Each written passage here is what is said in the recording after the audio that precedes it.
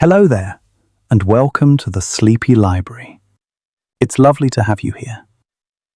Before we begin our journey into the Golden Sands tonight, I'd love to know, where in the world are you watching from? A quiet bedroom where the moonlight spills through your window, a sleepy train ride where the world blurs gently past, a cozy couch with a warm cup of tea cooling in your hands. Wherever you are, I hope you're comfortable, safe, and ready to gently wander through thought. If you enjoy these relaxing explorations and would like to hear more, a like and subscribe really helps this sleepy little channel float along. And to those of you already subscribed, thank you. Truly, your support means more than you know. Tonight, we're traveling to one of Earth's most magnificent and mysterious places.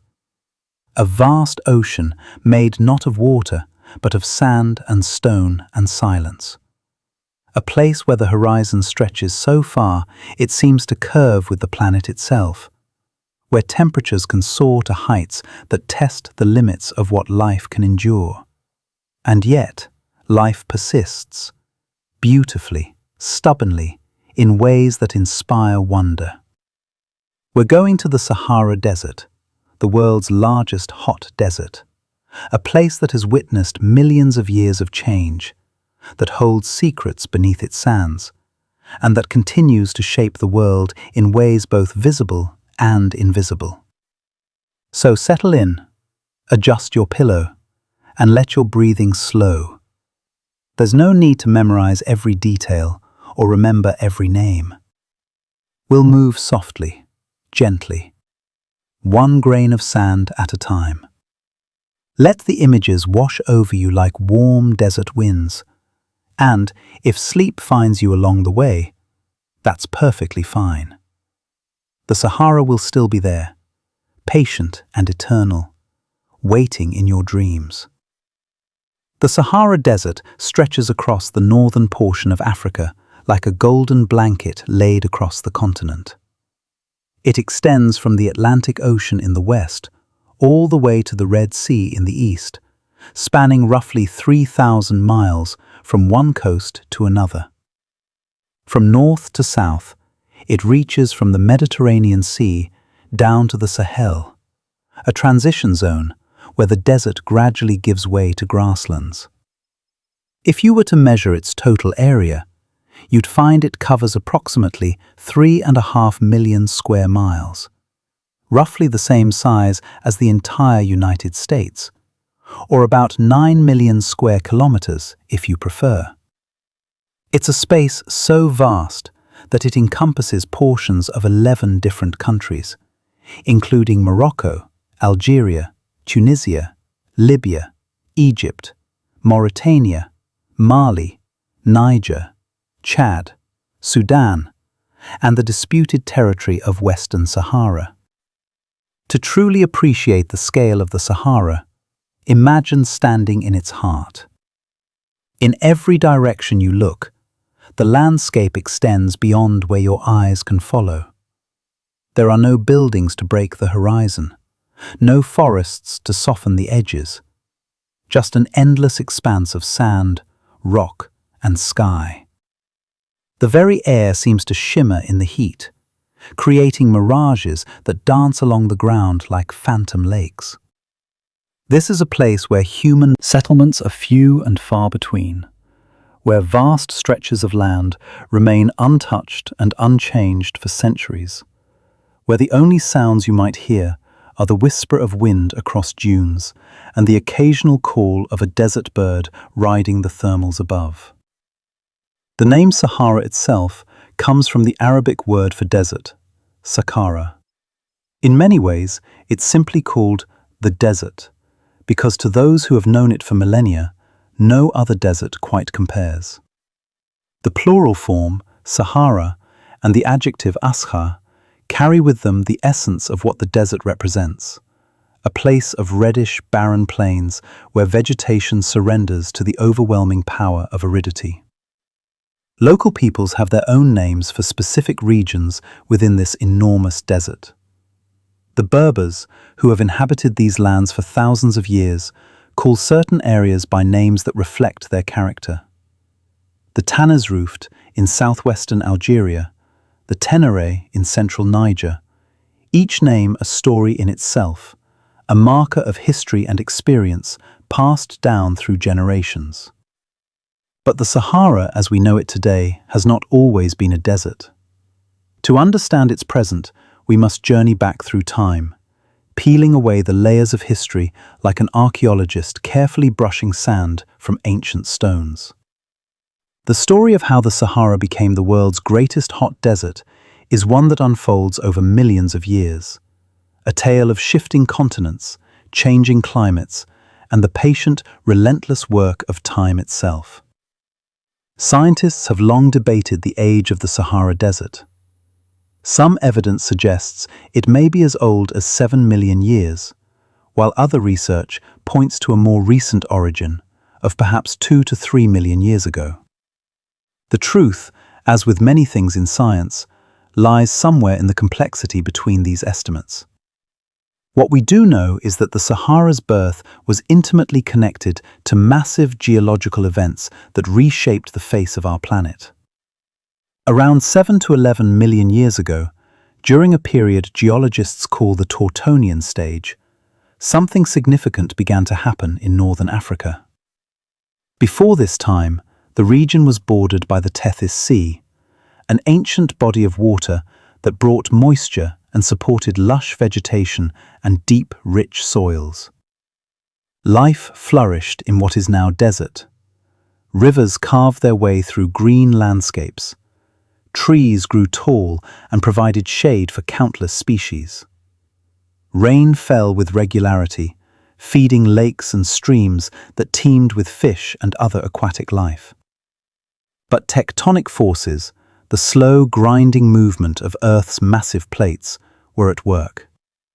The collision of continental landmasses, the same forces that would eventually create the Mediterranean Sea and push up the Alps, also led to the closing of the Tethys Sea.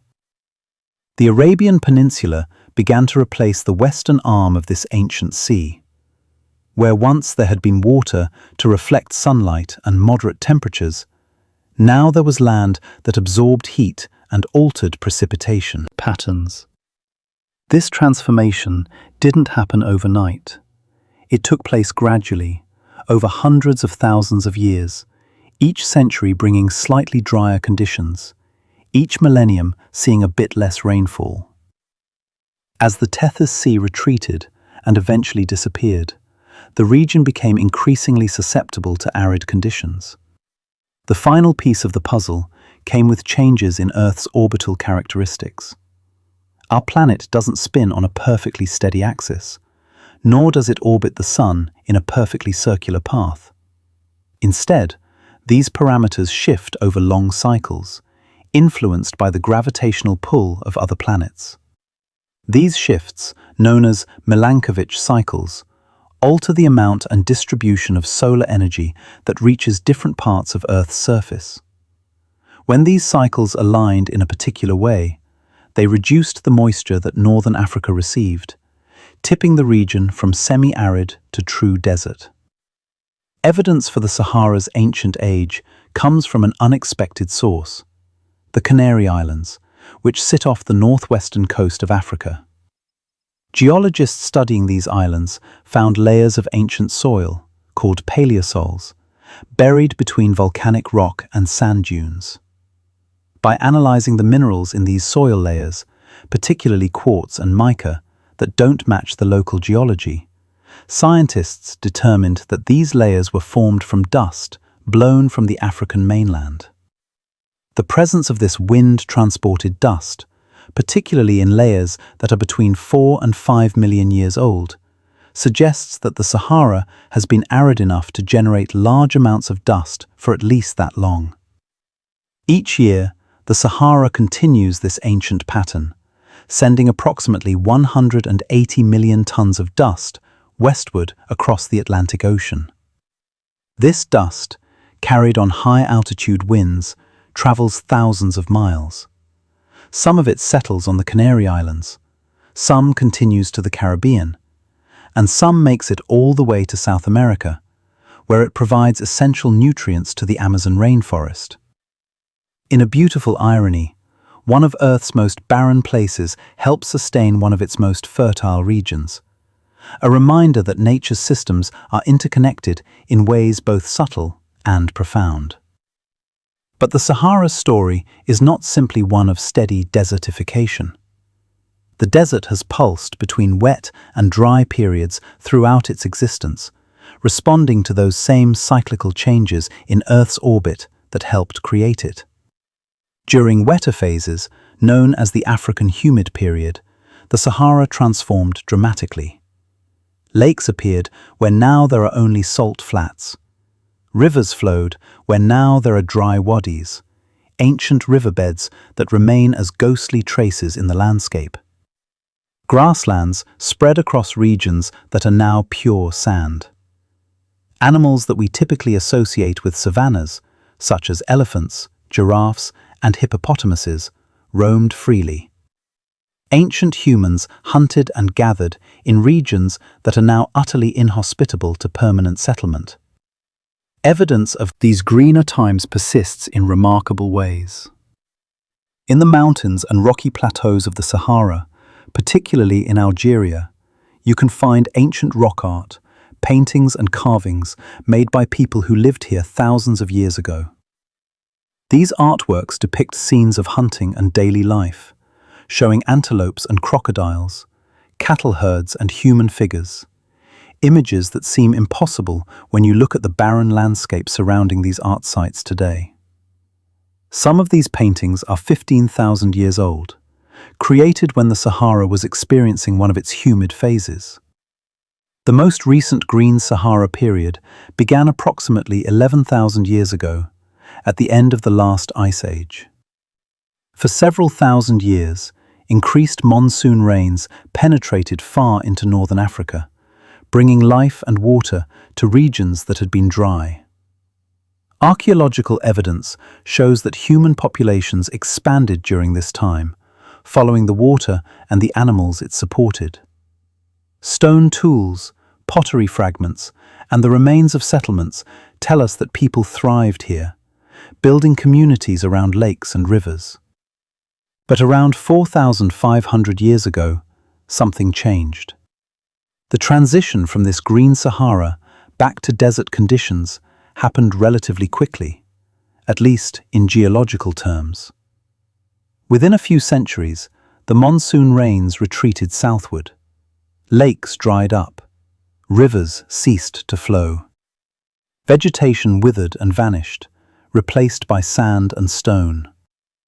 The human populations that had flourished in this region were forced to move, migrating toward the Nile Valley in the east and the western coasts, following the water that was essential for survival. What caused this relatively rapid shift? Scientists continue to debate the exact mechanisms.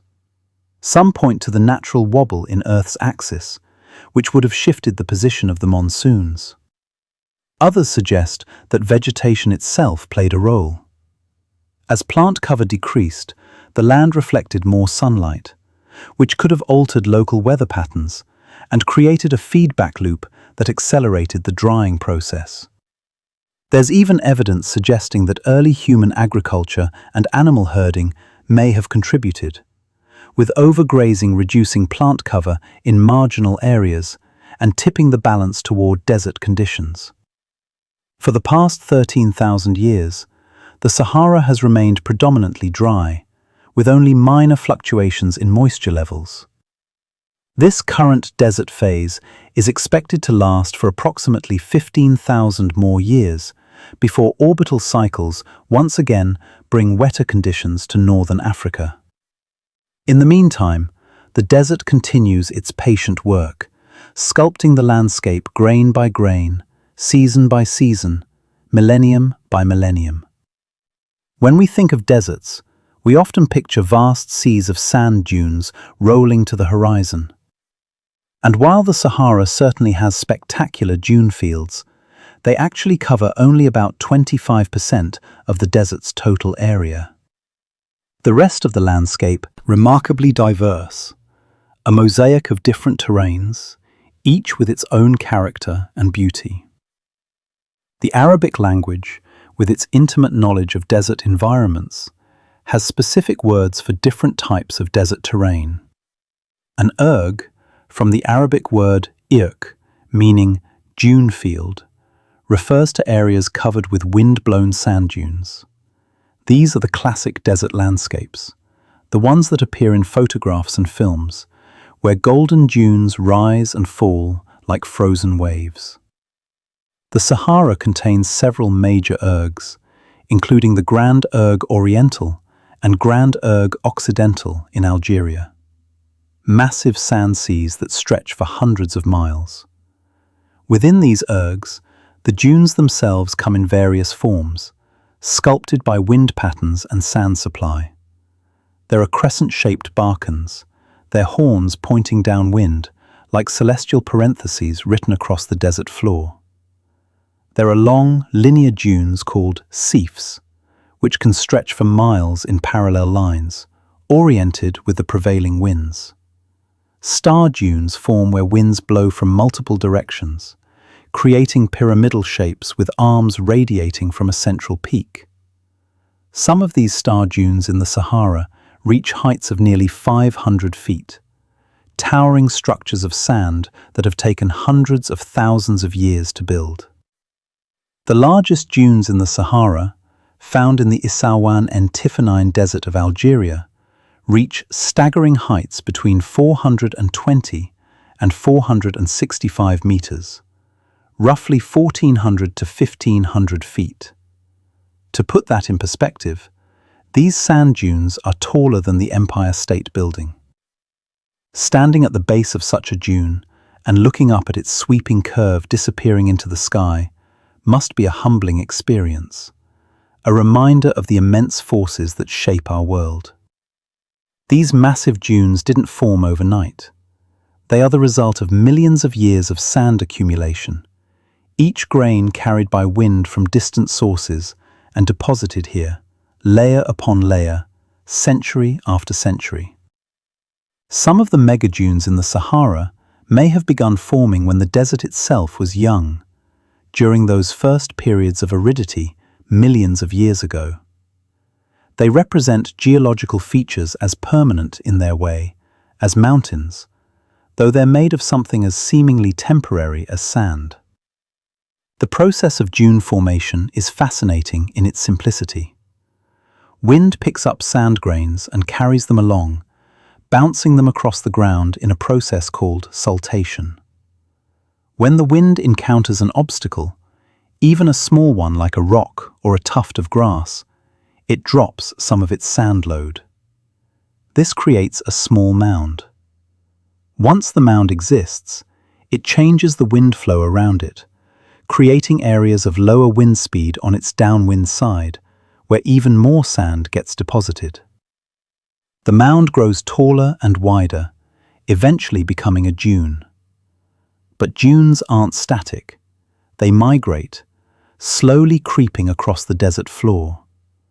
Wind carries sand up the gentle windward slope of a dune. When the sand reaches the crest, it tumbles down the steep leeward slope, called the slip face. This process, repeated countless times, effectively makes the dune walk across the landscape. Some dunes in the Sahara migrate tens of meters per year, while others, particularly the largest ones, move so slowly that their progress is measured in centuries rather than years. The orientation of dunes tells scientists about wind patterns, both current and ancient. Linear dunes, those long parallel ridges, indicate consistent wind direction. Star dunes, with their multiple arms radiating from a central point, form where winds blow from multiple directions at different times of the year. By studying dune patterns across the Sahara, researchers can reconstruct ancient climate conditions, understanding how wind patterns have changed over thousands of years. Sand itself comes in different colors across the Sahara, each hue telling a story about the sand's origin. The classic golden or orange sand gets its color from a coating of iron oxide on the surface of quartz grains. White sand indicates nearly pure quartz, often from ancient riverbeds or beaches. Black sand can indicate volcanic origins.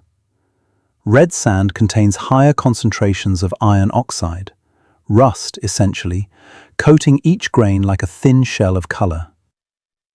The texture of the sand varies too. In some areas, the grains are fine and smooth, having been tumbled and abraded for so long that all rough edges are worn away. In other areas, particularly near their sources, sand grains are coarser and more angular. Running your hands through fine Saharan sand feels like touching silk. Each grain is so small and so smooth that they flow like liquid, cascading through your fingers with almost no friction. It's one of the unique sensory experiences of the desert, this tactile encounter with geology in its most refined form. But ergs are just one type of Saharan landscape. Much of the desert consists of what's called hamada, rocky plateaus where the wind has stripped away all loose material, leaving behind a surface of weathered stone. These areas are often covered with a dark patina called desert varnish, a coating of iron and manganese compounds that forms on exposed rocks over thousands of years. The result is a landscape of browns and blacks, flat and seemingly lifeless, yet possessed of its own stark beauty.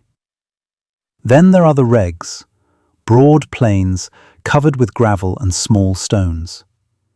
These form when wind erosion, called deflation, carries away finer particles, leaving behind larger fragments too heavy to be moved by the wind alone.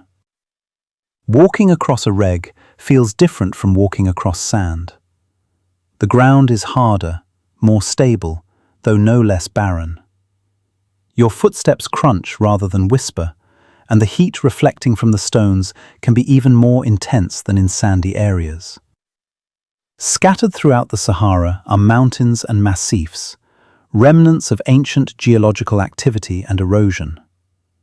The Ahagar Mountains in Algeria, the Tibesti Mountains in Chad, the Air Massif in Niger. These highlands rise from the desert floor like islands in a sea of sand. They bring a different character to the landscape, introducing vertical relief, shadows, and slightly cooler temperatures due to elevation. The highest point in the entire Sahara is Mount Kusi in the Tibesti Mountains, an extinct volcano that reaches 11,204 feet above sea level. These mountain ranges hold their own stories. The Tibesti Mountains are volcanic in origin, created by the same deep earth processes that build volcanoes worldwide. Calderas, the collapsed craters of ancient volcanoes, dot the landscape. Lava flows, frozen in time, spread across the terrain like dark rivers. Hot springs still bubble up in some locations, heated by residual warmth from magma chambers far below, creating small oases of warmth in an otherwise cold highland environment. The Ahagar Mountains, also called the Hoggar, rise dramatically from the surrounding plains, their dark volcanic peaks creating a landscape of profound starkness. The name Ahagar comes from the Tuareg language and means the high plateau. Here, ancient volcanic plugs, the hardened cores of long-eroded volcanoes, stand as isolated peaks. The most famous of these is Mount Tahat, at nearly 10,000 feet, the highest peak in Algeria. Climbing these peaks takes you through different climate zones, from hot desert at the base to cool highlands at the summit, where temperatures can drop below freezing even in summer. The Air Massif in Niger presents yet another landscape, a collection of mountains and plateaus that rise from the desert like a fortress. The Air Mountains are geologically complex, containing both volcanic rocks and ancient sedimentary formations that have been uplifted and eroded over millions of years. Deep valleys, called corries, cut through the massif, carved by water during wetter periods. Today, these valleys are mostly dry, but they still channel the rare rains that fall, concentrating water and creating narrow ribbons of green where vegetation can survive. In these mountain regions, the desert reveals more of its history. Ancient lake beds, now dry and cracked, show where water once collected. Fossilized wood, sometimes entire tree trunks turned to stone, tells of forests that grew here millions of years ago when the climate was wetter. In some areas, you can find marine fossils, the remains of sea creatures that lived when parts of the Sahara were covered by shallow seas. Reminders that this land has witnessed transformations beyond our imagination. Rock formations throughout the Sahara display the artistry of erosion. Wind, carrying sand like microscopic chisels, carves stone into fantastic shapes. Mushroom rocks, where hard cap rock sits atop a more easily eroded pedestal, dot the landscape.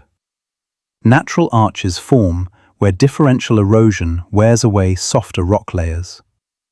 In some places, wind erosion creates yardangs, streamlined ridges that look like the hull of a ship, all oriented in the same direction by persistent winds, like a fleet of stone vessels sailing through an ocean of sand.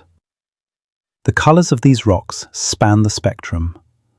Iron-rich formations glow red and orange, especially beautiful at sunrise and sunset, when the light enhances their warm tones. Sandstone cliffs can be yellow, tan, or even pink, their layers recording ancient environments like pages in a stone book. Black basalt from volcanic eruptions contrasts sharply with lighter-colored sedimentary rocks. In places where different rock types meet, the landscape becomes a collage of colors and textures, a geological work of art shaped by time and the elements. One of the most intriguing features in the Sahara is the Richat structure, often called the Eye of the Sahara. Located in Mauritania, this enormous circular formation spans approximately 40 kilometers, about 25 miles in diameter. From space, it looks exactly like an eye staring up from the desert floor. Concentric circles of rock, clearly visible against the surrounding plain. For years, scientists debated its origin. Was it an impact crater from a meteorite, an ancient volcano? The answer turned out to be neither. The Richat structure formed over 100 million years ago, during the breakup of the supercontinent Pangaea. As Africa and South America began to separate, the lithosphere, Earth's rigid outer layer, weakened in this region. Magma from below pushed upward, creating a dome of rock with the oldest layers at the center and progressively younger rocks toward the edges. Over millions of years, erosion wore away the softer rock layers, creating the circular pattern we see today. It's a geological marvel, a window into Earth's deep past, visible from space and utterly unique. Throughout the Sahara, you'll also find depressions, areas where the land surface dips below the surrounding elevation. Some of these are quite large and deep. The Qattara Depression in Egypt reaches 133 meters below sea level, making it one of the lowest points in Africa. Other depressions contain temporary lakes during rare rainy periods, or salt flats that glisten white under the relentless sun. These depressions often form where underlying rock layers dissolve, or where ancient groundwater processes have removed material from below the surface.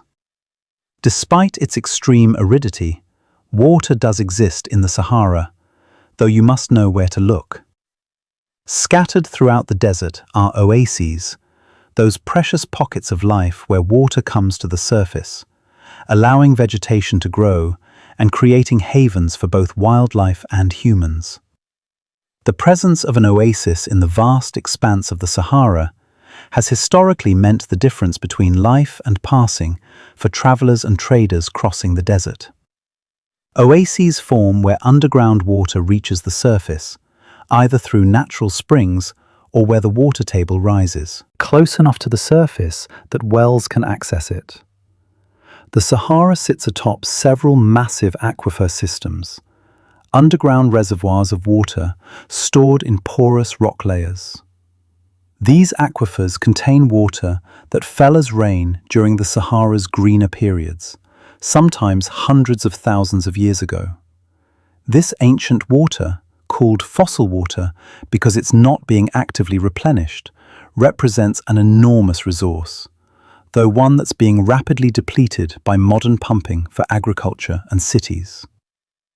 The largest of these aquifer systems is the Nubian Sandstone Aquifer System, which underlies portions of Egypt, Libya, Chad, and Sudan. It's one of the world's largest groundwater systems, containing an estimated 150,000 cubic kilometers of water. To put that in perspective, that's equivalent to about 500 years of the Nile River's discharge, or 20 times the volume of all the North American Great Lakes combined. This water accumulated during wetter periods in the Pleistocene epoch, seeping down through porous sandstone to fill vast underground reservoirs. Libya has tapped into this ancient aquifer with its Great Man-Made River project, an enormous engineering undertaking that pumps fossil water from beneath the Sahara and pipes it hundreds of miles to cities along the coast. The project extracts approximately 2.4 cubic kilometers of water per year, water that took thousands of years to accumulate. While it provides essential resources for Libya's population, scientists worry about the sustainability of such extraction. Once this fossil water is used, it cannot be replaced, at least not on any timescale meaningful to human civilization. Recent studies have shown, however, that some Saharan aquifers are not entirely fossil.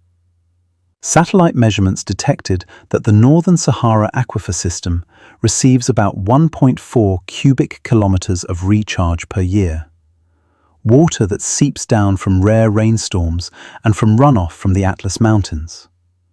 This represents about 40% of current withdrawals. While the aquifers are still being depleted, the presence of any recharge at all offers hope that with careful management, these resources might be sustainable at lower extraction rates. Traditional oasis communities developed sophisticated systems for managing their limited water resources. In many places, you can still find ancient irrigation systems called fogaras in Algeria and Libya, or kataras in Morocco.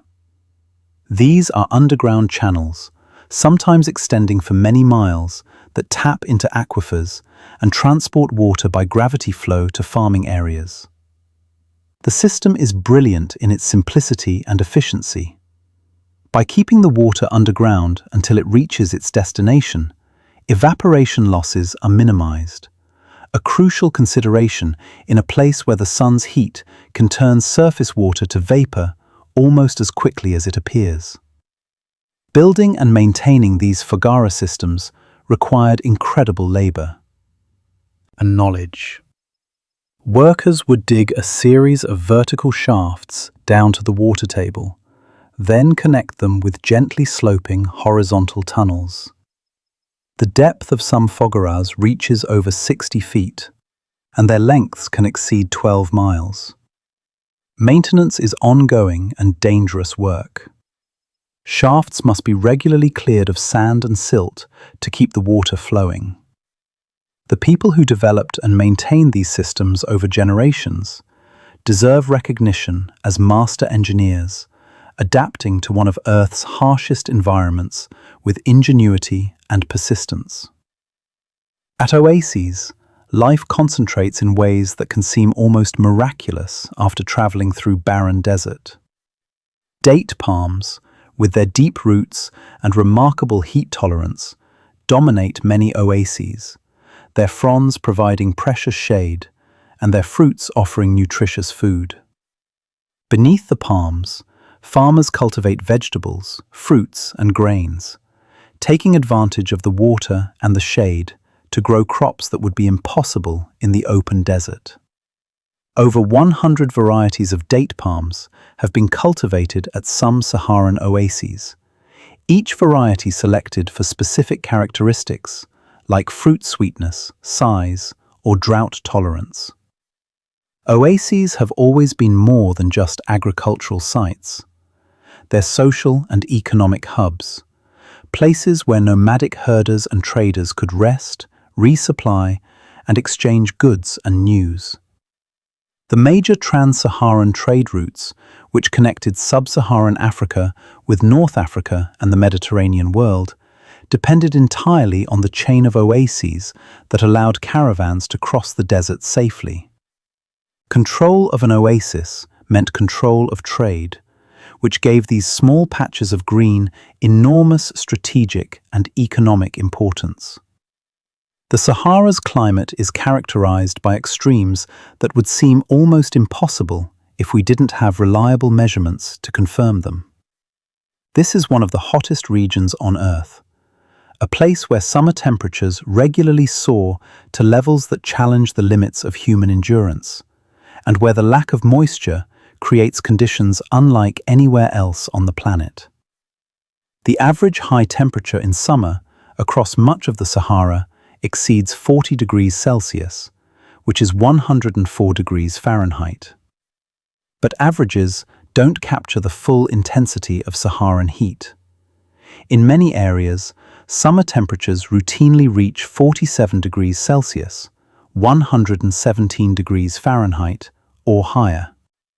The world's highest reliably recorded temperature occurred not in the Sahara, but in Death Valley, California.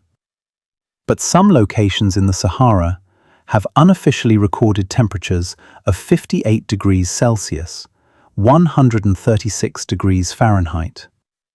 What makes these temperatures even more remarkable is their variability. While days can be scorching, nights in the Sahara can be surprisingly cool, especially in winter. Temperature swings of 15 to 20 degrees Celsius between day and night are typical. In some locations, particularly in the central mountains, temperatures have been recorded swinging from 37.5 degrees Celsius during the day to below zero at night, a range of 38 degrees Celsius or about 68 degrees Fahrenheit, all within 24 hours. This dramatic temperature variation occurs because of the Sahara's extremely low humidity. Water vapor in the atmosphere acts as a blanket, trapping heat near the surface. In humid regions, nighttime temperatures don't drop as dramatically because this atmospheric moisture holds onto the day's warmth. But in the Sahara, with its negligible humidity, there's nothing to prevent heat from radiating away into space once the sun sets. The desert cools rapidly, sometimes dramatically, transforming from an oven to something almost comfortable within hours. Winter in the Sahara brings more moderate temperatures, though moderate is a relative term. Daytime highs might drop to the 20s Celsius or 70s Fahrenheit, quite pleasant by any standard. But nights can be genuinely cold, with temperatures dropping to near or below freezing, particularly in northern and higher elevation areas. Snow, while rare, does occasionally fall in the Sahara's mountain regions.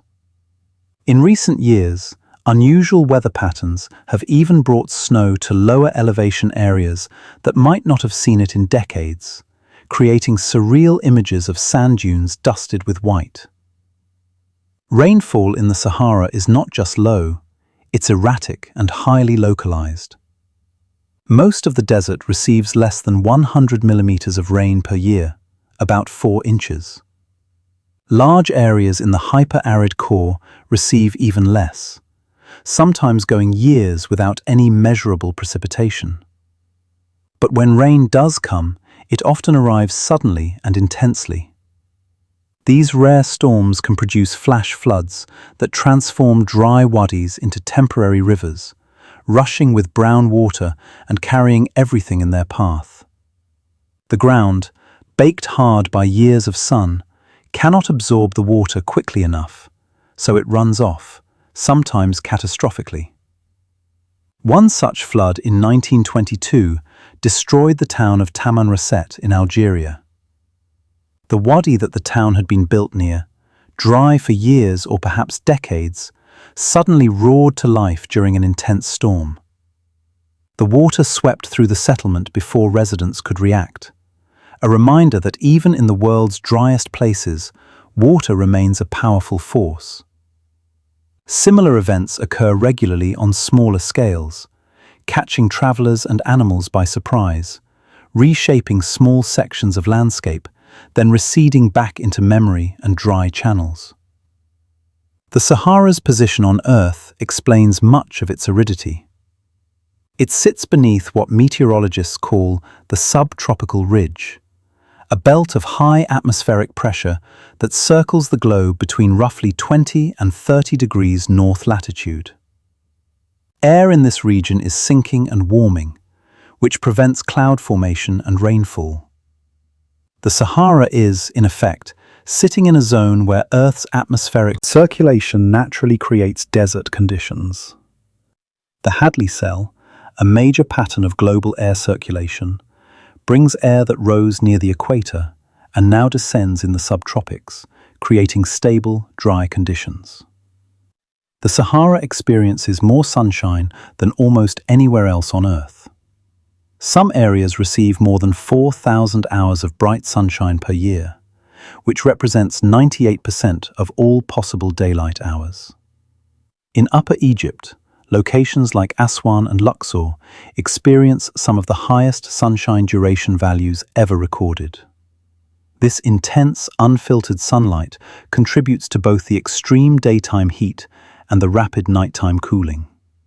It also gives the Sahara enormous potential for solar energy generation, a possibility that some countries in the region are beginning to explore. This environment seems inimical to life. The heat, the dryness, the intense radiation from the sun, all of these factors create conditions that would quickly overwhelm most living things. And yet, life persists in the Sahara. Not just survives, but in some cases thrives, demonstrating the remarkable adaptability of biology when given enough time to evolve solutions to environmental challenges. The Sahara is home to approximately 70 mammal species, 90 species of birds, 100 species of reptiles, and countless invertebrates, including spiders, scorpions, and insects. Each of these has evolved specific adaptations that allow them to cope with desert conditions.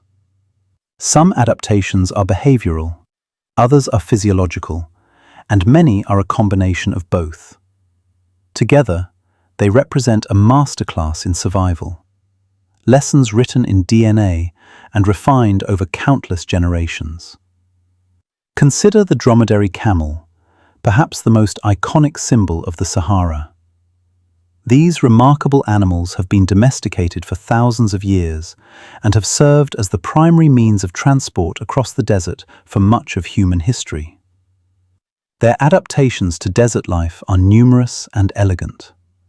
Contrary to popular myth, camels don't store water in their humps. The humps contain fat, which serves as both an energy reserve and, interestingly, a water source. When the camel metabolizes this fat, water is produced as a byproduct, providing some moisture during periods when drinking water is unavailable. Camels can go for long periods without drinking, but when they do find water, they can consume enormous quantities in a short time, sometimes drinking more than 100 liters in just a few minutes. Their bodies are incredibly efficient at conserving water. Their kidneys produce highly concentrated urine, and their intestines extract nearly all available moisture from food. They can tolerate water loss of up to 25% of their body weight, a level that would prove fatal to most mammals. Their body temperature fluctuates throughout the day, rising during the heat and falling at night, which reduces the amount of water they lose through sweating. Even the camel's physical features serve desert survival. Their broad, padded feet spread their weight and prevent them from sinking in soft sand. Their long eyelashes and closable nostrils protect against blowing sand. Their thick coat provides insulation not just against cold, but against heat, preventing the sun's radiation from reaching their skin while allowing heat to escape. Camels are, in every sense, perfectly engineered for desert life, products of both natural selection and thousands of years of selective breeding by human partners. The fennec fox represents another marvel of desert adaptation. This tiny creature, the smallest of all fox species, has enormous ears that seem comically large for its body size. These ears aren't just for enhanced hearing, though they do serve that purpose. They're also radiators, dissipating body heat through their large surface area and the dense network of blood vessels close to the skin. The fennec fox's cream-colored fur reflects sunlight, and its furry paws allow it to walk on hot sand without burning. Fennec foxes are primarily nocturnal, spending the hottest parts of the day in underground burrows where temperatures are significantly cooler than at the surface. They emerge at night to hunt for insects, small rodents, and birds, obtaining most of their water from their prey rather than from drinking. This ability to survive without direct access to water sources is common among Saharan animals, a crucial adaptation in a landscape where water sources may be separated by hundreds of miles. The addax antelope, now critically endangered, demonstrates another approach to desert survival. These graceful animals have white coats in summer that reflect heat and help keep them cool. Their broad hooves allow them to move efficiently across soft sand. Like many desert animals, addax can go for extended periods without drinking, obtaining moisture from the vegetation they eat. Their kidneys are remarkably efficient, producing urine so concentrated that it's almost paste-like, conserving every possible drop of water. Addax are also adapted behaviorally to desert life. They're most active during the cooler hours of early morning and late evening, resting during midday heat. They can detect rare desert rainstorms from great distances and will migrate toward areas where rain has fallen, seeking out the temporary flush of vegetation that follows desert precipitation. Sadly, human hunting and habitat disruption have reduced addax numbers to just a few hundred individuals in the wild. A tragic end for such a perfectly adapted species. Among the most remarkable desert adaptations belongs to a tiny creature that seems almost magical in its abilities. The Saharan silver ant can survive surface temperatures that would literally cook most other animals.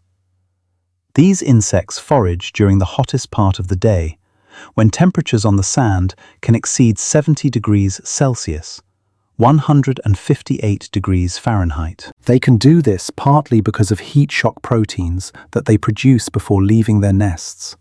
Proteins that protect their cells from thermal damage. But their most impressive adaptation might be their silver color, created by triangular hairs that cover their bodies. These hairs reflect sunlight efficiently, helping keep the ants cool.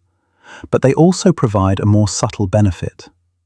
The ants' bodies heat up from contact with the scorching sand, but the silvery hairs efficiently radiate this excess heat back into the air, acting like tiny cooling fins. The ants also move incredibly fast, covering their body length 108 times per second, making them the fastest ants in the world. This speed allows them to minimize their time in contact with the deadly hot sand surface. Saharan silver ants spend only about 10 minutes per day outside their nests, making brief, incredibly fast foraging trips to scavenge the bodies of insects that have succumbed to the heat. They navigate using the sun's position, allowing them to make straight-line returns to their nest entrance even after complex wandering searches for food. It's a lifestyle that seems impossible, and yet these tiny insects have mastered it, finding a niche in one of the most extreme environments on Earth. Reptiles, being ectothermic, face different challenges in the desert. They don't generate their own body heat like mammals and birds do, so they must carefully regulate their temperature through behavior. The Saharan horned viper, for example, buries itself in sand during the hottest parts of the day, with only its eyes and nostrils exposed. The sand provides insulation from the intense surface heat. At night, when temperatures drop, the viper emerges to hunt for small rodents and birds. Its sidewinding method of movement, where it throws its body in lateral curves across the sand, minimizes contact with the hot surface and leaves distinctive J-shaped tracks. The viper's horns, actually modified scales above its eyes, may help prevent sand from covering its eyes while it's buried, or they may serve to sense prey moving above the sand. The snake's coloration matches the desert sand perfectly, providing camouflage from both predators and prey. Like many desert reptiles, the horned viper can survive without drinking water, obtaining all necessary moisture from its prey. Even birds, which we might think would simply fly away from the desert's harshness, show remarkable adaptations. The North African ostrich, the world's largest bird, has long legs that lift its body away from the hot ground and allow it to cover vast distances in search of food and water. Ostriches can survive severe dehydration and have developed efficient kidneys that minimize water loss. They also have the ability to raise their body temperature during hot periods, reducing the temperature difference between their body and the environment, which minimizes the amount of evaporative cooling they need. Smaller birds, like the desert lark, have behavioral adaptations as crucial as physical ones. They rest in whatever shade they can find during the hottest hours, often in the lee of rocks or in shallow scrapes they dig in the sand. They obtain much of their water from seeds and insects. Some desert birds have the remarkable ability to allow their body temperature to rise several degrees above normal during the day, then cool down at night, a strategy that conserves water by reducing the need for evaporative cooling. Bird life in the Sahara includes both resident species and migrants. The desert serves as a challenging barrier that millions of migratory birds must cross each year as they travel between European breeding grounds and African wintering areas. For these migrants, the Sahara represents perhaps the most dangerous leg of their journey. They must fly for days without food or water, guided by instinct and celestial cues, hoping to reach the other side before their energy reserves are depleted. Oases serve as crucial stopover points, where exhausted migrants can rest and refuel before continuing their journey. The deathstalker scorpion, one of the world's most venomous arachnids, demonstrates how even dangerous creatures can be perfectly adapted to their environment. This pale yellow scorpion blends seamlessly with desert sand. It hunts at night, using specialized sensory organs on its legs to detect the tiniest vibrations in the sand that might indicate nearby prey. Its venom, while potentially life-threatening to humans, is primarily an adaptation for hunting efficiency, allowing the scorpion to quickly subdue prey insects and small animals. Deathstalkers, like many desert arthropods, have an exoskeleton that's highly efficient at preventing water loss. They can survive on the moisture they extract from their prey alone. During the hottest and driest periods, they can enter a state of reduced metabolism, essentially waiting out bad conditions in a protected burrow until circumstances improve. This strategy, common among desert invertebrates, allows them to persist through periods when surface conditions would be instantly lethal. Even among plants, Though they are fewer in the desert than animals, adaptations are remarkable. Acacia trees, found near wadis and in slightly less arid areas, have incredibly long taproots that can reach groundwater many meters below the surface. Their small, waxy leaves reduce water loss through transpiration. Many desert plants are ephemerals, existing as seeds for years or even decades, then sprouting, growing, flowering, and setting seed within just a few weeks when rare rains arrive. These plants gamble on timing, racing to complete their life cycle before the moisture disappears again. The story of desert plants is one of patience and perfect timing.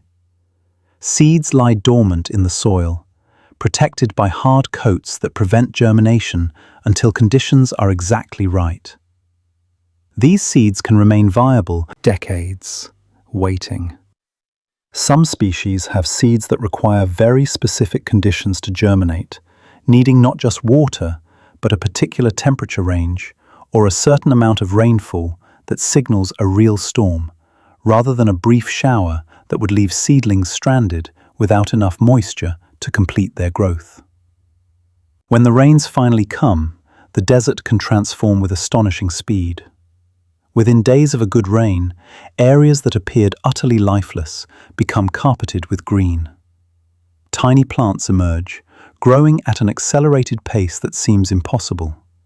Some complete their entire life cycle, from germination through flowering and seed production, in just 2 or 3 weeks.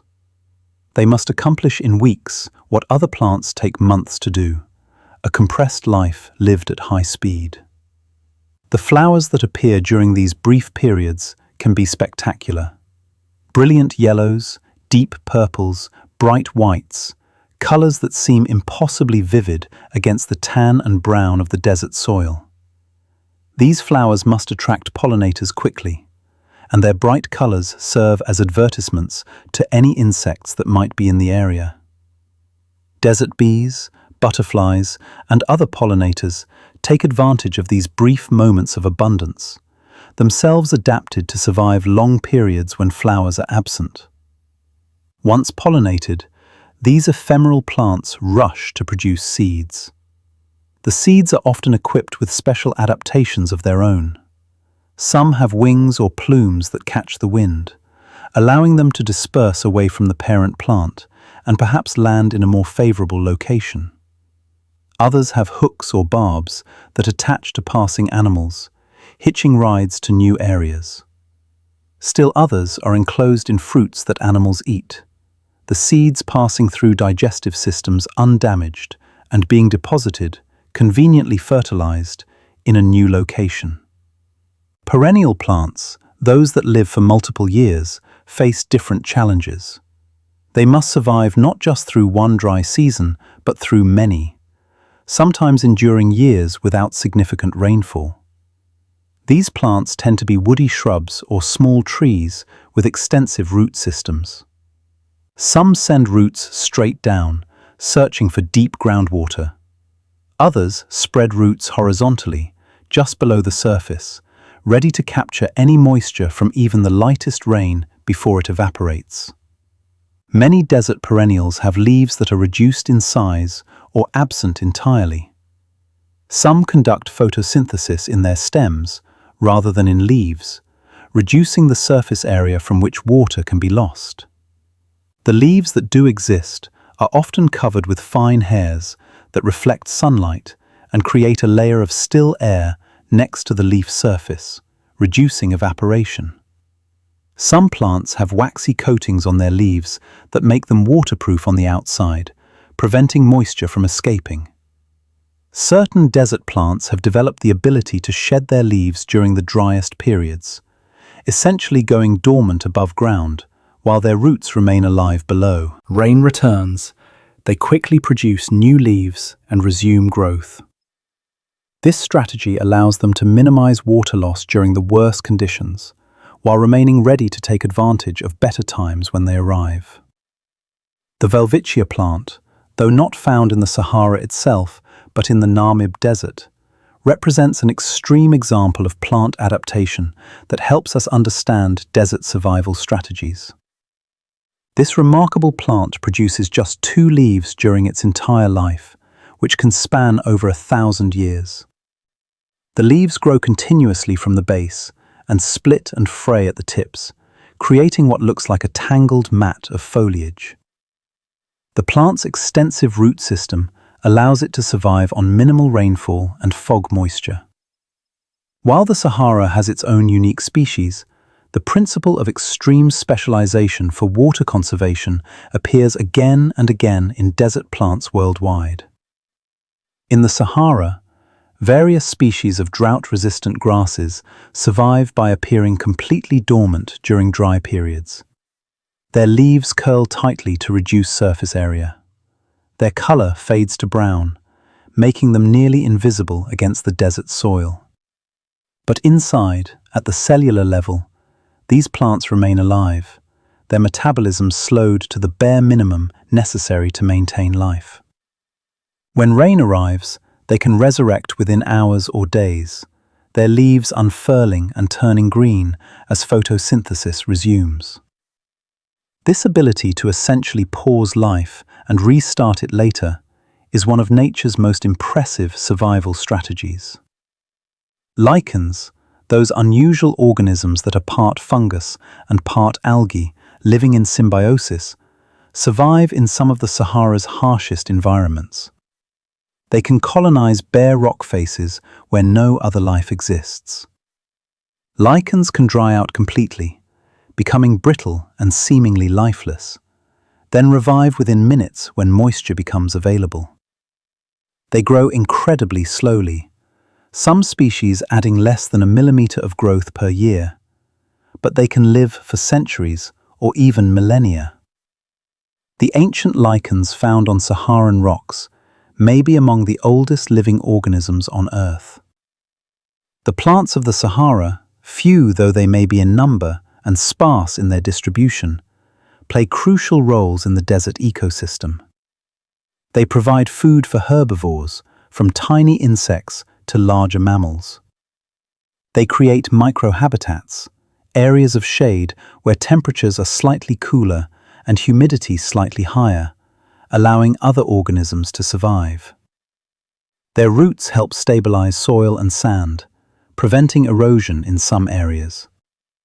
When they are removed through overgrazing or other disturbances, the land can quickly degrade, losing what little productivity it had. Around oases and in wadis, where water is more reliably present, plant diversity increases. In addition to date palms, you might find tamarisk trees with their feathery foliage and tiny pink flowers. Oleander bushes produce clusters of showy flowers despite the harsh conditions. Various species of reeds and rushes grow in and around water sources. These plants, while still adapted to heat and periodic drought, represent a different strategy than the extreme desert specialists found in the hyper-arid core. They've chosen to concentrate in the few places where water allows a more conventional plant life, rather than adapting to survive completely without it. The Sahara's ecosystem, sparse as it is, functions through a delicate web of relationships. Predators depend on herbivores depend on plants depend on occasional rain, and everything depends on the specialized adaptations that allow survival in extreme conditions. The loss of any part of this web can have cascading effects. When large predators like cheetahs and lions were eliminated from much of the Sahara through hunting, prey populations changed. When oases dried up due to groundwater depletion, the species that depended on them vanished from those areas. Human impact on the Sahara has been significant, particularly in recent centuries, as technology has allowed greater resource extraction and mobility. Hunting has reduced or eliminated populations of many larger animals.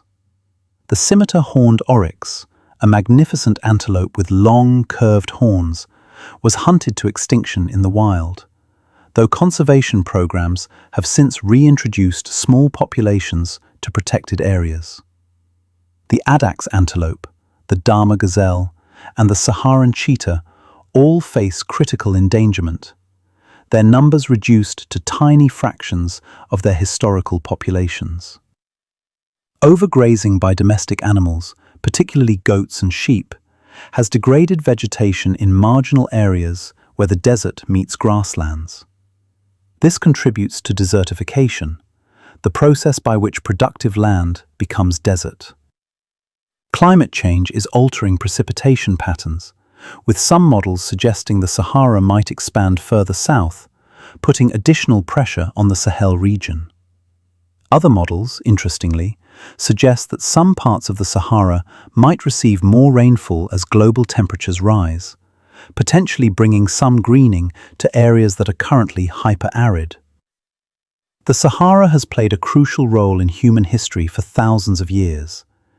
It has been both a barrier and a bridge, separating sub-Saharan Africa from the Mediterranean world, while simultaneously providing routes for trade and cultural exchange.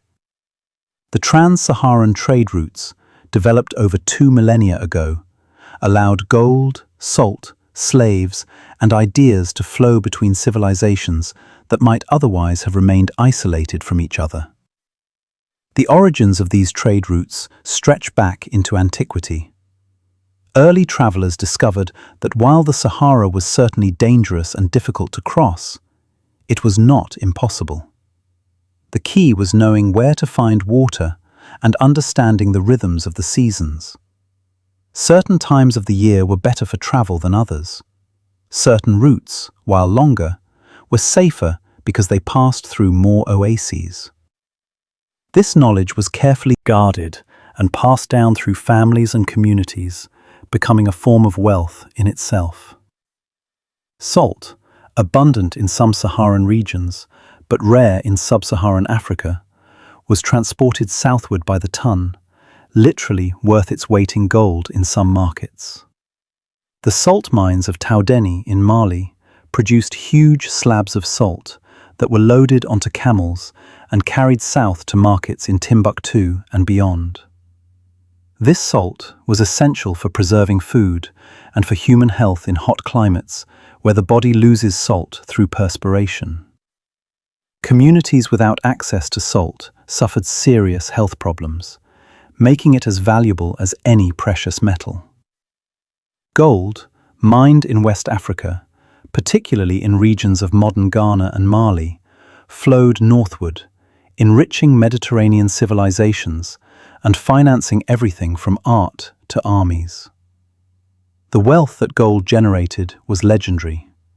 The Malian emperor Mansa Musa, who ruled in the 14th century, was quite possibly the wealthiest person who has ever lived. When he made his famous pilgrimage to Mecca in 1324, he traveled with a caravan that included thousands of people and carried so much gold that his spending in Cairo temporarily crashed the gold market in Egypt, causing inflation that lasted for years. The cities that controlled key oases along these trade routes became wealthy and powerful. Timbuktu in Mali grew from a small seasonal camp to a major city of learning and commerce. At its height, Timbuktu housed numerous Islamic schools and libraries containing hundreds of thousands of manuscripts covering topics from astronomy to poetry to Islamic law. Scholars traveled from across the Islamic world to study there. The city's wealth came from its position as a meeting point between the desert trade routes and the Niger River, allowing goods to be transshipped between camel caravans and riverboats. Sijil Massa in Morocco controlled the northern end of several major trans-Saharan routes. From the 8th to the 14th centuries, it was one of the most important commercial centers in North Africa. Merchants from Sijil Massa organized caravans that could include thousands of camels and hundreds of people, taking months to complete the journey to cities like Timbuktu and back. The wealth that flowed through Sijil Massa allowed it to mint its own gold coins and to build impressive architecture. though today only ruins remain, buried under sand and largely forgotten, except by archaeologists and historians. Ghadames in Libya represented a crucial waypoint in the central Sahara, a place where multiple trade routes converged. Built around a natural oasis, the old city of Ghadames is a masterpiece of desert architecture, with buildings constructed from mud brick and palm wood, designed to stay cool in summer heat. The houses are connected by covered passages, allowing people to move through the city in shade. The architecture reflects centuries of accumulated wisdom about living in extreme heat, with thick walls for insulation, small windows to minimize sun exposure, and courtyards for air circulation. The people who made these desert crossings developed extraordinary skills. Navigating the Sahara required knowledge that went far beyond simply following a path. Travelers learned to read the stars with precision, using celestial navigation techniques as sophisticated as those used by sailors crossing oceans. Different stars and constellations were visible at different times of the year, and knowing which stars to follow and how to measure their positions allowed navigators to maintain their bearings even when sandstorms obliterated all landmarks. Understanding sand dunes was another crucial skill. Dunes have shapes and orientations that reflect prevailing wind patterns. Experienced desert travelers could look at dune formations and determine direction, even know roughly where they were based on the characteristic dunes of different regions. They learned to recognize subtle variations in the color and texture of sand that indicated proximity to certain areas. They could read the land in ways that seem almost supernatural to those of us used to GPS and maps. Water finding was perhaps the most critical skill. Knowing where oases were located was essential, but equally important was understanding where temporary water might be found after rare rains, where wells had been dug along routes, where underground water might be close enough to the surface to access by digging. Some guides could reportedly smell water beneath the sand, detecting the distinctive scent of moisture in dry air. Others watched the behavior of animals and insects, knowing that their presence indicated water nearby. Timing was everything in desert travel. Caravans often traveled at night or during the cooler hours of early morning and late evening, resting during the intense midday heat. This meant navigating by stars more often than by the sun. It also meant being able to handle camels and manage supplies in darkness, requiring familiarity with every aspect of the caravan's operations. The Tuareg people, a Berber ethnic group that traditionally controlled large portions of the central and western Sahara, became legendary for their desert expertise. Often called the Blue People because of the indigo dye from their traditional clothing that would stain their skin, the Tuareg developed a culture perfectly adapted to desert nomadism. They moved with their herds of camels, goats, and sheep, following seasonal patterns that brought them to different pastures at different times of year. Tuareg society was complex and stratified, with different groups occupying different roles. Some were primarily herders, others were merchants and guides, others were artisans or Islamic scholars. Women in Tuareg society had relatively high status compared to many other cultures in the region, often owning property and having significant say in community decisions. Tuareg men traditionally wore veils called tagelmust, covering their faces except for their eyes, a practice that continues in some communities today. The Tuareg developed their own writing system called tifina, with letters that are geometric and elegant. This script was used for rock inscriptions, for personal messages, and for poetry. Tuareg culture placed high value on poetry and music, with traditional instruments like the imzad, a single-stringed fiddle, and the tende, a drum, providing accompaniment for songs about love, heroes, and the desert itself. Other groups also made the Sahara their home. Various Arab populations who arrived during the Islamic expansion, beginning in the 7th century, established communities throughout the desert. The Bedouin, nomadic Arab peoples, brought their own traditions and knowledge of desert survival. Over time, Berber and Arab cultures intermingled in complex ways, creating new cultural forms while maintaining distinct identities. The introduction of camels to North Africa, probably around the 1st century CE, revolutionized Saharan trade and settlement patterns. Before camels, the Sahara was much more difficult to cross. Donkeys and horses could not survive the long, waterless stretches or carry sufficient loads to make trade profitable. Camels, with their ability to go for days without drinking and carry heavy loads over long distances, made trans-Saharan trade economically viable on a large scale. Camels were bred specifically for desert conditions over many generations. The dromedary, with its single hump, became the standard Saharan camel, preferred over the two-humped Bactrian camel of Central Asia. Different breeding lines emerged, with some camels selected for carrying heavy loads, others for speed in riding, and still others for their milk production. A good desert camel could travel 30 miles or more per day while carrying 400 pounds of cargo, maintaining this pace for weeks. The relationship between humans and camels in the Sahara was intimate and essential. Camels provided transportation, milk, meat, hide for leather goods, dung for fuel, and even wool for weaving.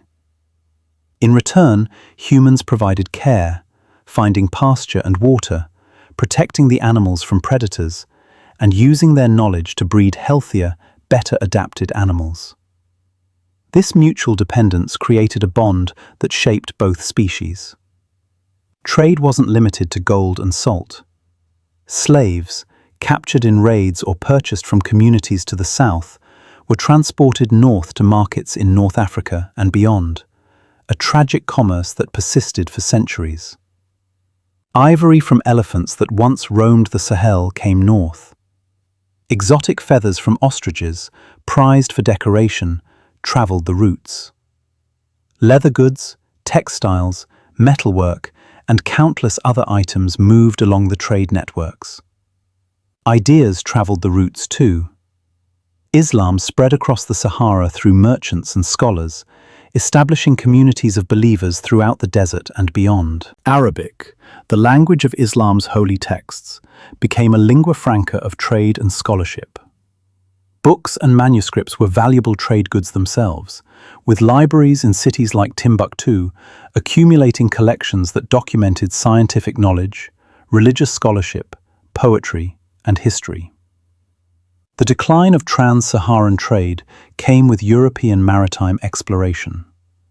When Portuguese sailors found sea routes around Africa, connecting Europe directly with West and East Africa by water, the expensive and difficult caravan routes became less economically attractive. The final blow came with European colonization of Africa in the 19th and 20th centuries, which disrupted traditional patterns of trade and sovereignty. Modern borders, drawn by colonial powers with little regard for traditional territories or trade routes, cut across ancient pathways. Today, vehicles have largely replaced camels for long-distance desert transport, though camels are still used in some areas for shorter trips and for traditional purposes. Paved roads cross the Sahara in several places, making the journey from north to south possible in days rather than months. Air travel has made the desert crossable in hours. The ancient knowledge of desert navigation and survival is becoming rare, held by fewer and fewer people, as younger generations adopt modern technologies and lifestyles. The Sahara holds countless archaeological treasures that tell stories of its human past. Rock art sites scattered throughout the desert preserve images created by people who lived here thousands of years ago, when the Sahara was much greener and supported larger human populations. These paintings and engravings provide windows into ancient lives, showing us what animals roamed these lands, how people hunted and gathered, what tools they used, and perhaps even what they believed and valued. The rock art of Tassili Nadja in Algeria represents one of the most important prehistoric art collections in the world. This mountainous plateau contains over 15,000 drawings and engravings, created over a period spanning from 12,000 years ago to relatively recent times. The images are remarkable in their detail and variety. Early paintings show wild animals like buffalo, elephants, rhinoceros, and giraffes, species that can no longer survive in the current desert conditions. Later paintings depict domestic cattle, indicating a shift toward pastoral life. The human figures in these paintings are equally fascinating.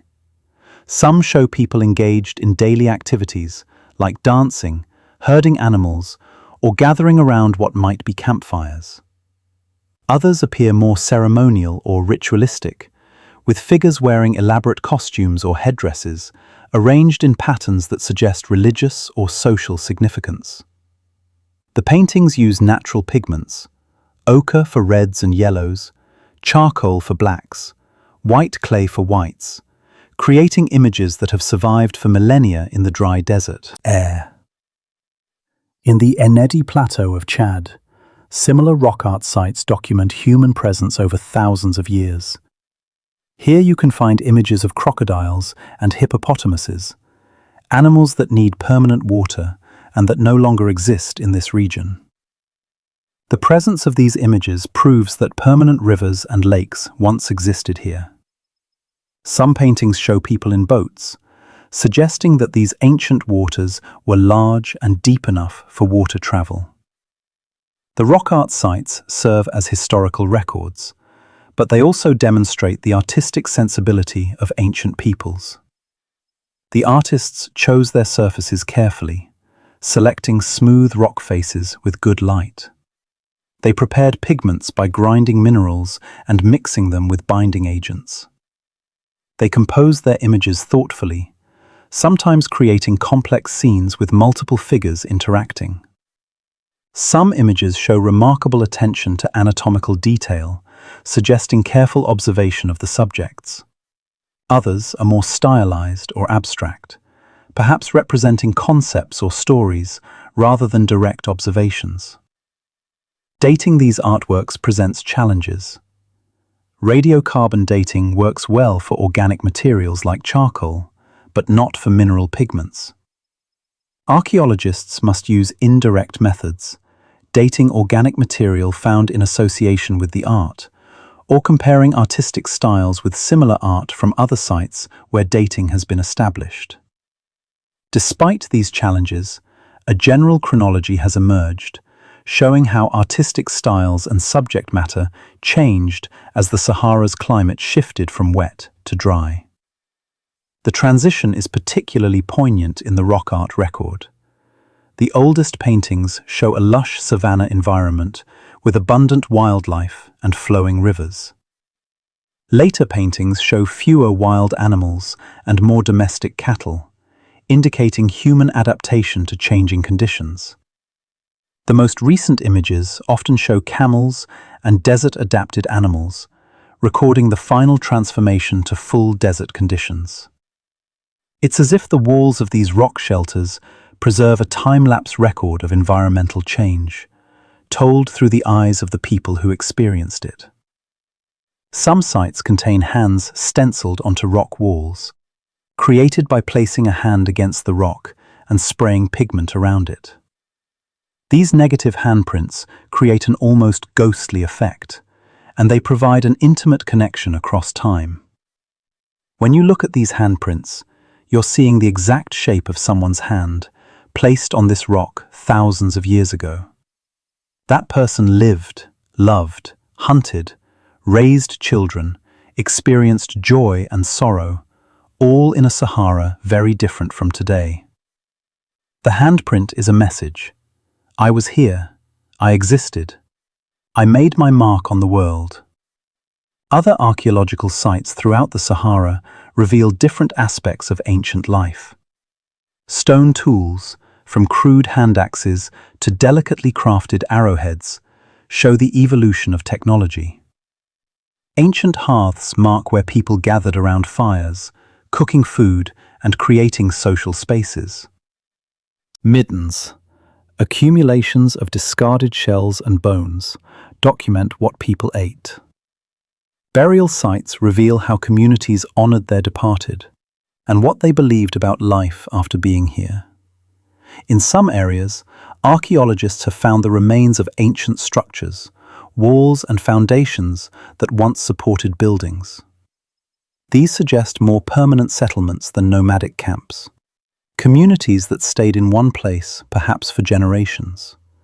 Near ancient lake beds, there are remnants of fishing equipment, harpoons and net weights, evidence of aquatic resource use. The sheer number of archaeological sites scattered across the Sahara suggests that during humid periods, the desert supported substantial human populations. These people weren't just surviving at the margins, they were thriving, developing complex cultures, creating art, building communities. When the climate changed and the desert expanded, these populations had to move, migrating toward the Nile Valley, the Mediterranean coast, or southward to the Sahel. This migration likely played a significant role in the development of civilizations in these regions, bringing knowledge, skills, and cultural practices from the Saharan interior. The Sahara today faces challenges and changes. Climate change is altering precipitation patterns, with some areas becoming even drier, while others might see increased rainfall. A recent study found that the Sahara has expanded southward by approximately 10% since 1920, encroaching on agricultural lands in countries like Chad and Sudan. This expansion is attributed to both natural climate cycles and human-induced climate change. Modern technologies allow people to extract groundwater at rates that would have been impossible in the past. Satellite imagery helps locate underground water, and powerful pumps can bring it to the surface. This has enabled the expansion of agriculture in desert areas, creating circles of green visible from space where pivot irrigation systems water crops. But these systems are mining fossil water, extracting resources that took thousands of years to accumulate.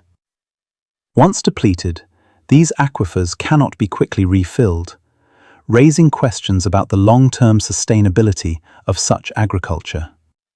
At the same time, increased rainfall events, possibly linked to climate change, have brought flooding to parts of the Sahara that rarely see rain.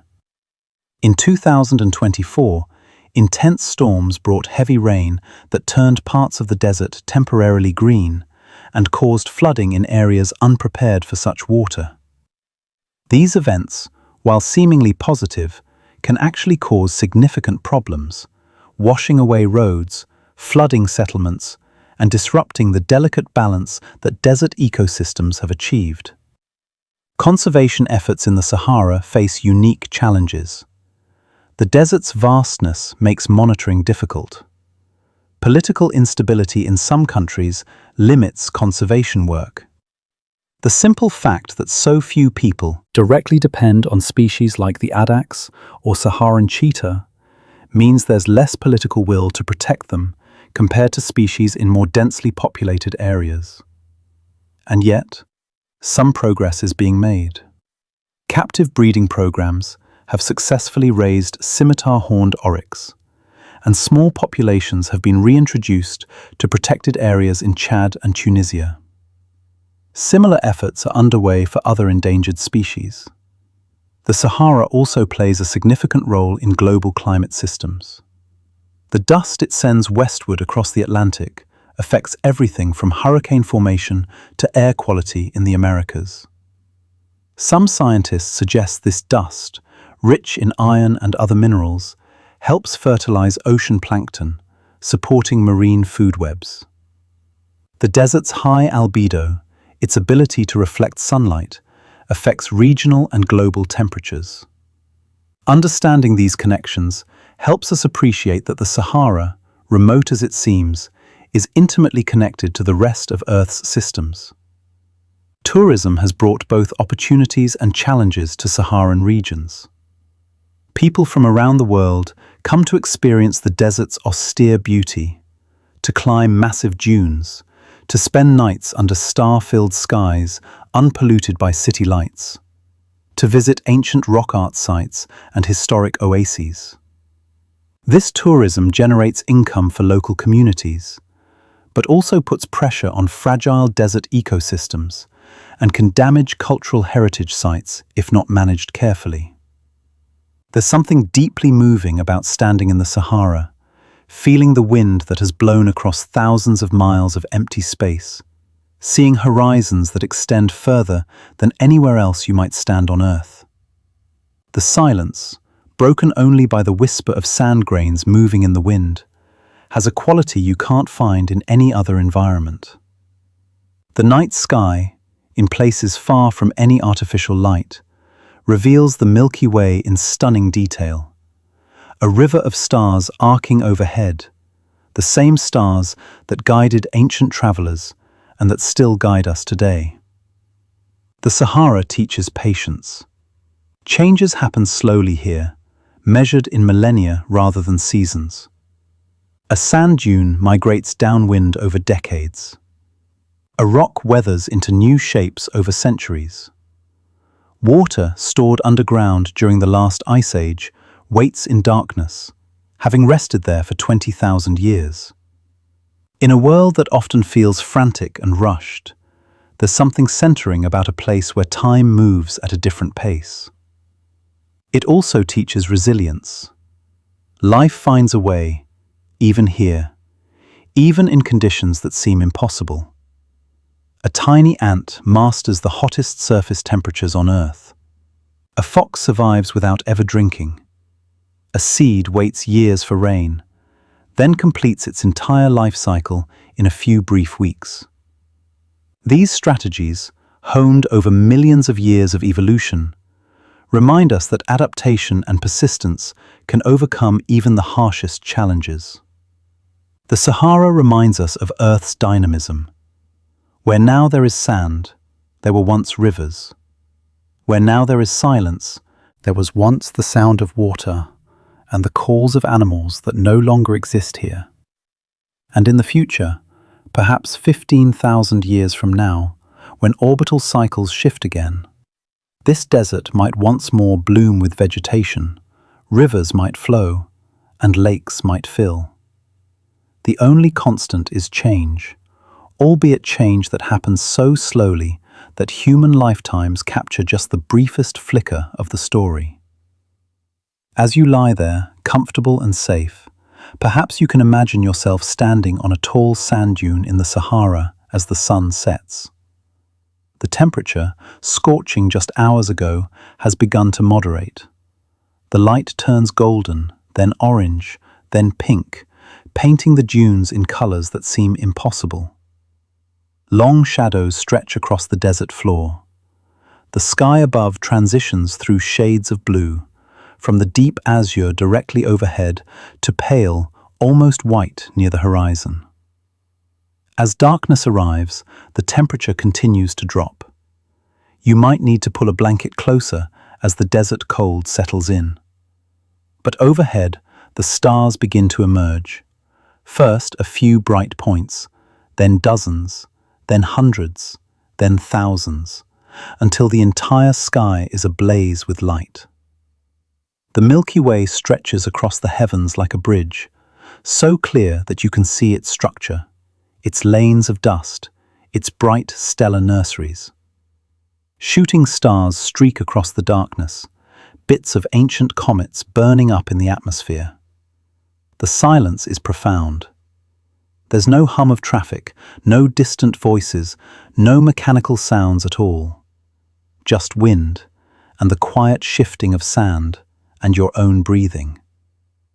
In this moment, you feel connected to something much larger than yourself, to the vast stretches of time and space that created this place, to the forces that shape our world, to the persistence of life against all odds. The Sahara is many things. It's a desert, certainly, the largest hot desert on Earth. It's a climate system, sending dust across oceans and affecting weather patterns on other continents. It's a barrier that has shaped human history by dividing and connecting civilizations. It's a refuge for specialized species that exist nowhere else. It's a reservoir of ancient water, a laboratory for understanding extreme environments, a place of stark beauty that moves people who visit it. Most of all, perhaps, the Sahara is a reminder of our planet's incredible diversity, of the power of natural processes operating over vast spans of time, of life's remarkable ability to adapt and persist, of the interconnectedness of all Earth's systems. It's a reminder that our comfortable, familiar world is just one version of what's possible, that Earth can create environments that challenge everything we think we know about what's required for life. And it's a reminder to be humble. The Sahara was here long before humans evolved, and will likely be here long after we're gone, indifferent to our presence, shaped by forces beyond our control, eternal in the way that only geological features can be. In that enormity, that timelessness, there's something both humbling and oddly comforting.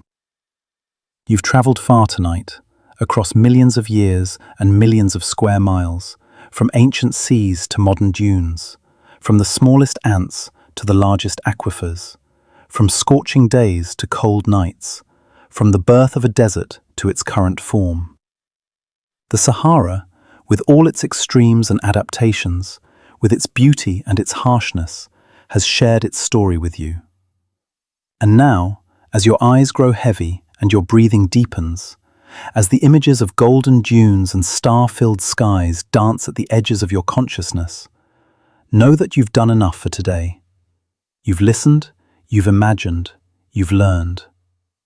There's no need to remember every detail or hold on to every fact. Let them drift away like sand in the wind if they wish. The Sahara will still be there tomorrow, patient and eternal. Its sands shifting grain by grain, its ancient waters resting in darkness, its creatures going about their lives under the merciless sun or the gentle stars. It asks nothing of you, expects nothing, judges nothing. It simply is and has been and will be. So close your eyes now, if you haven't already. Let your body sink deeper into comfort. Feel the weight of the blanket, the softness of your pillow, the steady rhythm of your breath. If thoughts come, let them pass like clouds across a desert sky, here for a moment, then gone, leaving only clear space behind. You are safe. You are comfortable. You have done all that you needed to do today. Tomorrow will come with its own tasks and challenges, but for now, there is only this moment, this breath, this gentle transition into rest. The desert sleeps in its own way, cooling under the stars, resting until the sun returns. And you can rest too, knowing that the world continues its patient work, that stars continue to shine, that time continues its slow flow, and that you are part of it all. Connected to everything from the smallest desert ant to the largest ocean of sand, from this moment to all the moments that came before and all that will come after. Let sleep come naturally, easily, the way night comes to the desert, without effort, without force, just a gentle settling, a peaceful release. You have earned this rest. Take it freely. The Sahara gives you permission to simply be, to stop striving, to let go. And as you drift now, perhaps you'll dream of golden sand dunes beneath an endless sky, of cool oases with rustling palms, of stars so bright they seem close enough to touch. Of a silence so profound, it feels like peace itself. Rest now. Dream well. The desert watches over its own, and tonight, under these imagined stars, you are part of its ancient story. Good night.